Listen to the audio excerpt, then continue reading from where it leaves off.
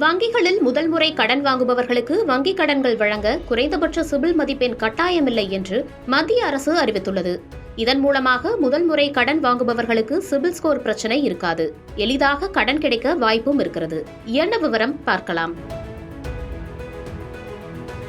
முதலில் சிபில் ஸ்கோர் என்பது 3 digit number. இது 300 முதல் 900 வரை இருக்கும். தனிநபர்கள் கடன் பெறும்போது அவர்களுக்கு சிபில் ஸ்கோர் மதிப்பீடு அவசியமாகிறது. சிபில் ஸ்கோர் என்பது கடனை திருப்பி செலுத்தும் திறன் கடன் வாங்குபவர்களிடம் உள்ளதா என்பதை வங்கிகளும் நிதி நிறுவனங்களும் அறிந்து கொள்வதற்கான மதிப்பீடாக உள்ளது.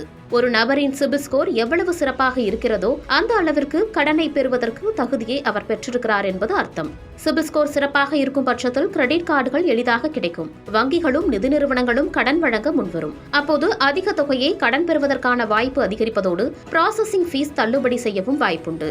ஆனால் ஃபர்ஸ்ட் டைம் கடன் வாங்குபவர்களுக்கு சின்ன பிரச்சனை இருக்கிறது. இதுவரை கடன் வாங்காதவர்களுக்கு கிரெடிட் ஸ்கோர் கணக்கிட முடியாது. அப்படிப்பட்டவர்களுக்கு கடன் கிடைப்பது கடினமாக இருந்து வந்தது. ஆனால் இனி அது இருக்காது.